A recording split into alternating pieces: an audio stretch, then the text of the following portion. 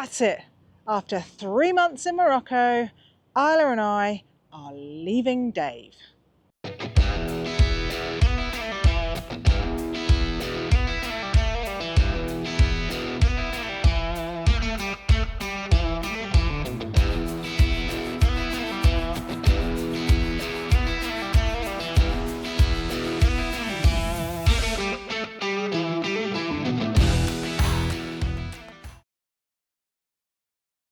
Nah, only for 9 days.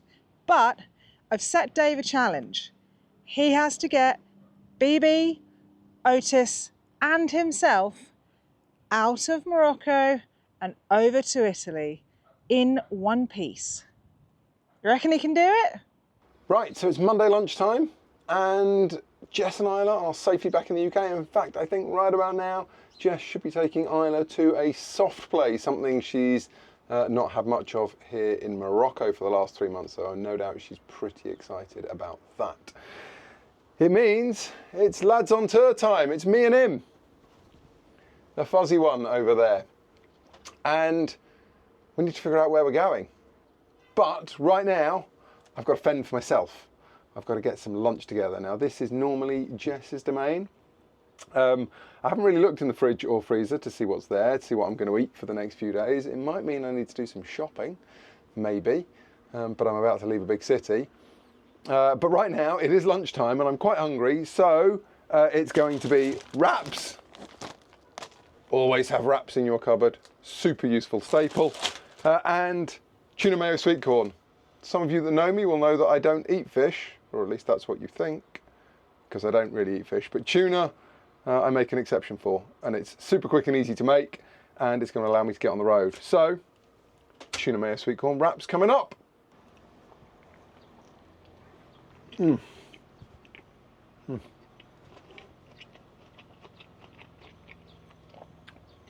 do like a tuna mayo sweet corn wrap.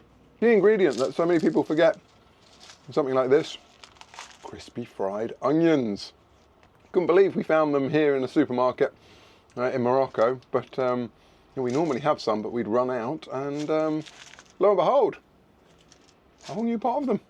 Okay, so I've had some food, I've had a think, I've had a look at the map on the phone, and I've decided I'm gonna go north.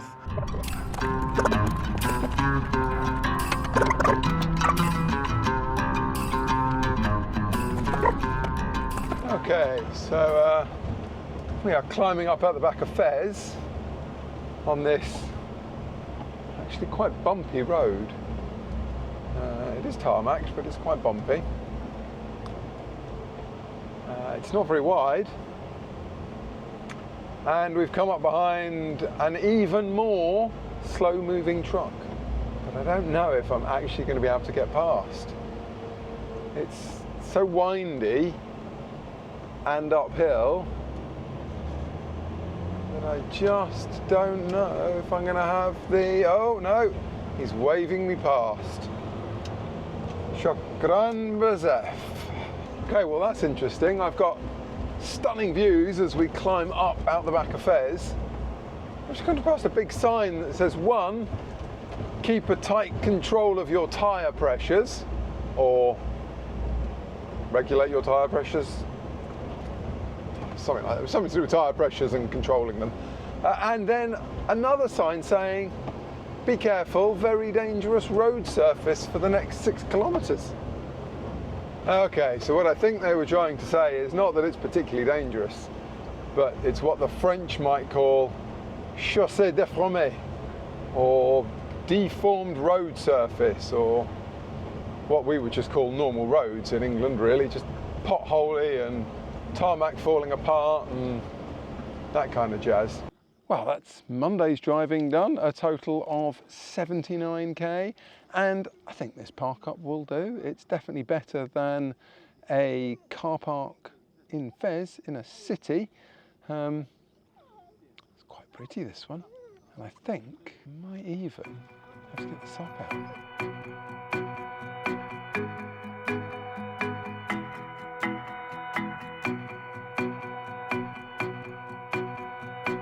Well, when you've got beautiful lake like that, there's only one thing for it.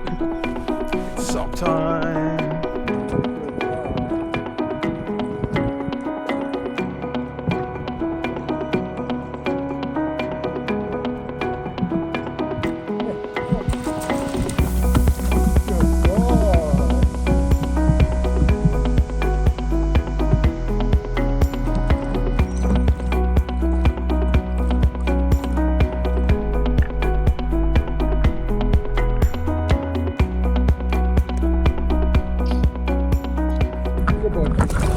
Good boy.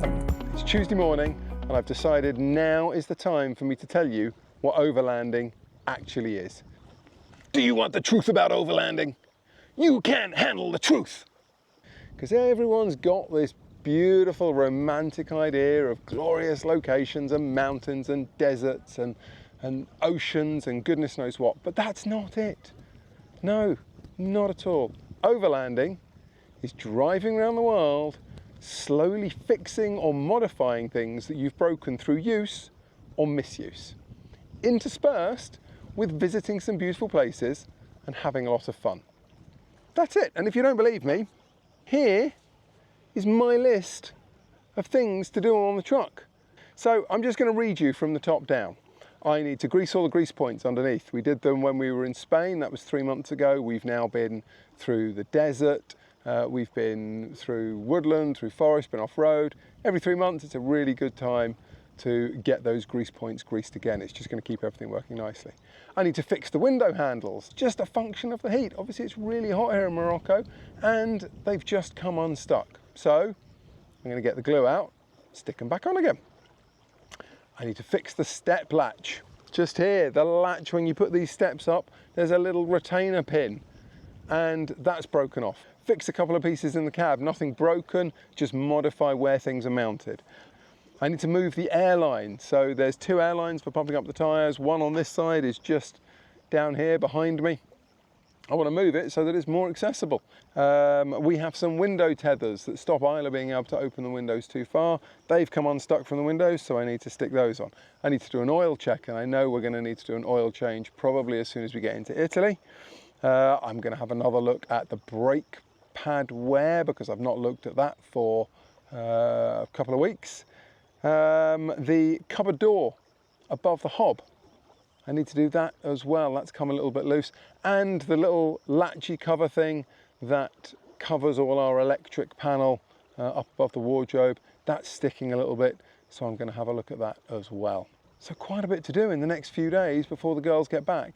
In between, trying to get from where I am up to Tangier Med and onto a ferry over to Italy, whilst still trying to see a little bit of Morocco. Guess I better get on with it, hadn't I? This side is a much cleaner shear, so I'm going to take this bolt out, and there's still going to be, or take the nut off, and there's still going to be the shaft of the bolt through here. And I'm hoping I'm going to be able to hammer it out. Nut's gone. Now I've just got to get this bolt shaft out. And I toyed with a couple of different ideas, but I think mole grips is going to be the solution. If you do not have mole grips in your kit when you're overlanding, for God's sake, get a good pair. They're brilliant things.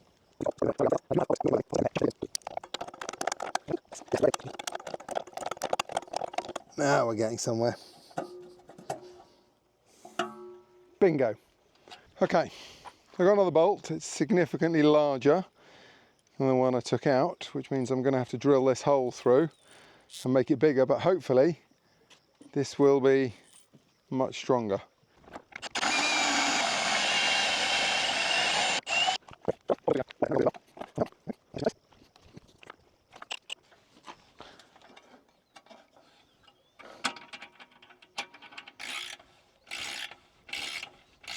And hope that it bites.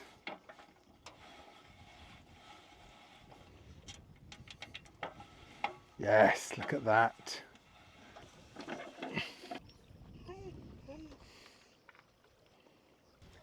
Get in. Sorted. Well, it's Wednesday morning. I've survived 2 nights so far. Sunday night, Monday night, 3 nights so far.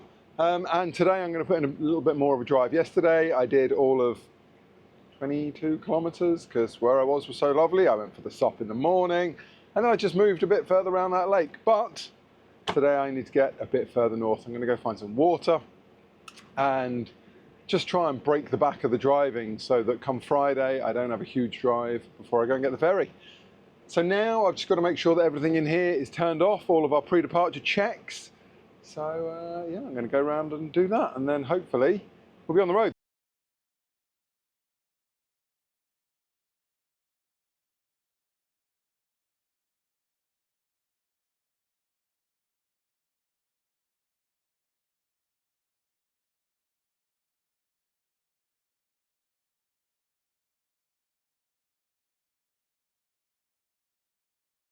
Well, it's the end of Wednesday, 147 kilometers driven today, and it kind of feels full circle because I'm kind of almost back to where our Moroccan adventure started almost 3 months ago. I have driven back up to Chefchaouen, and those of you that have been following us from the start will know that Chefchaouen was pretty much our first port of call. When we arrived in Morocco at Tangier, we drove south and we plotted up just north of Chefchaouen, just in the mountains on the opposite side of the valley to where I am now. So today, rather than going back to where I was, I thought I'd come to the other side. And it's really nice to get a different perspective on Chefchaouen and the old Medina. And now, got a bit of time before the sun sets. I think I'm going to give Otis a nice walk because he's been cooped up in the cab with me all day. So we're going to go and have a little pootle around.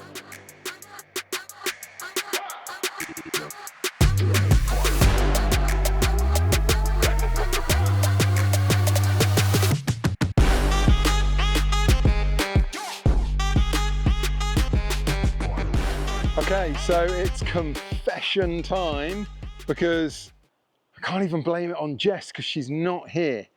I think I'm going to have to steal her Calamity moniker.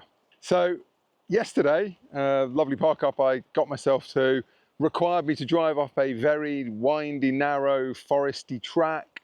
And I got further and further up and eventually decided that I didn't want to go any further. I wanted to turn around and come back down.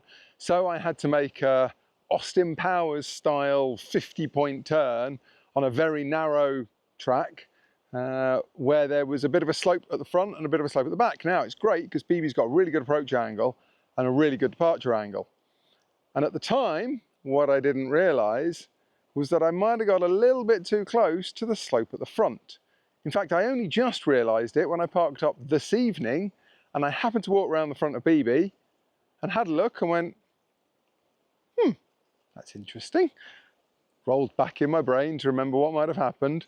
And I discovered that obviously where I'd got nice and close, trying to maximize the space I had available to make said 50 million point turn, I might have actually pushed the front of Bebe into something quite hard on the slope and maybe dented Bebe a little bit, or at least not Bebe, but this light guard here. You see that one, and there's obviously a bit of a scuff mark there as well. Now obviously that's why you have light guards, because that would have made quite a mess of certainly our lower light if I'd got that close.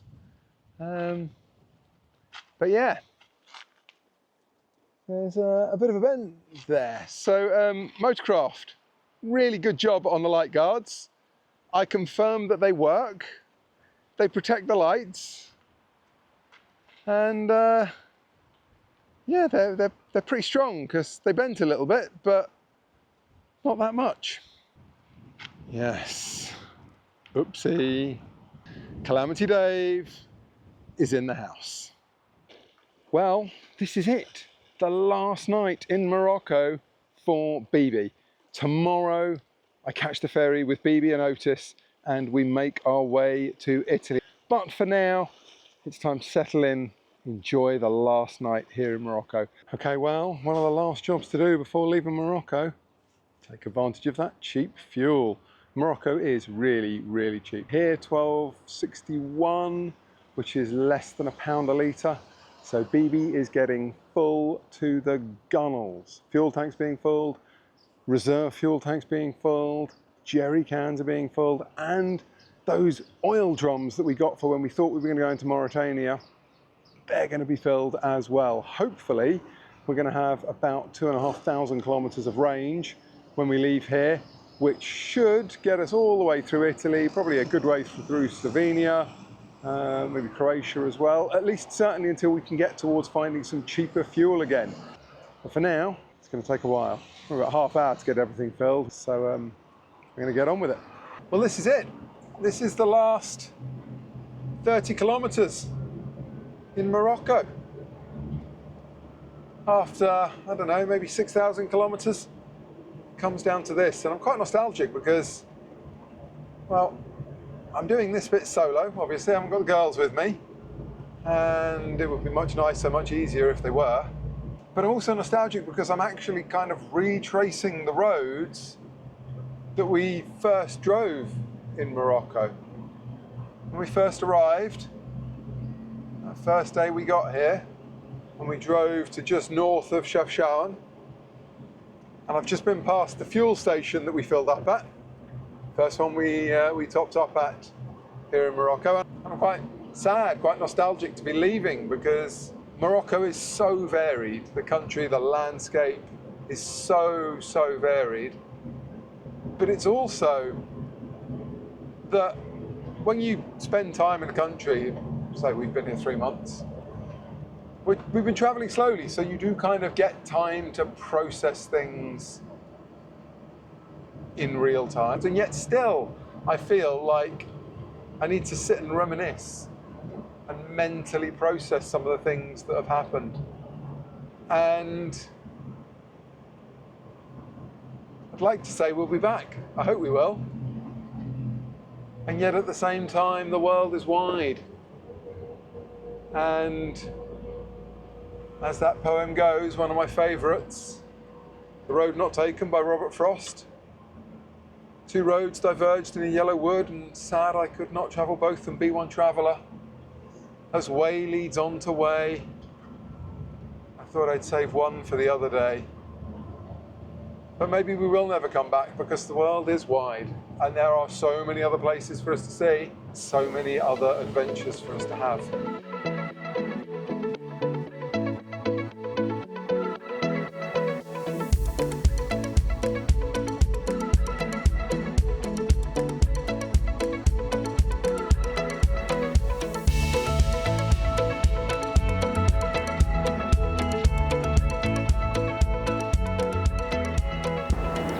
Well, there we go, the end of the Moroccan adventure. That's Morocco disappearing behind me. We're about 45 minutes late leaving, and all that remains now is to spend the next 60 hours on this boat, trying to keep Otis entertained, where he's not allowed off the lead anywhere, even outside in the dog walking area, which is where I am at the moment. Yeah. 60 hours, it's going to be quite a while. Next step, Italy.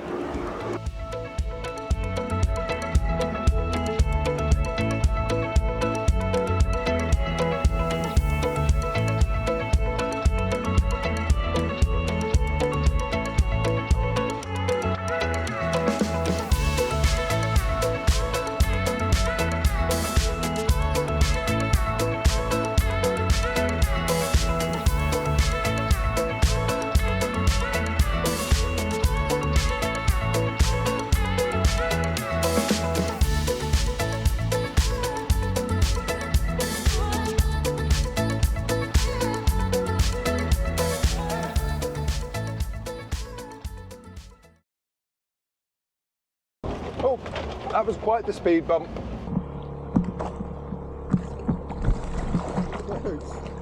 Come on.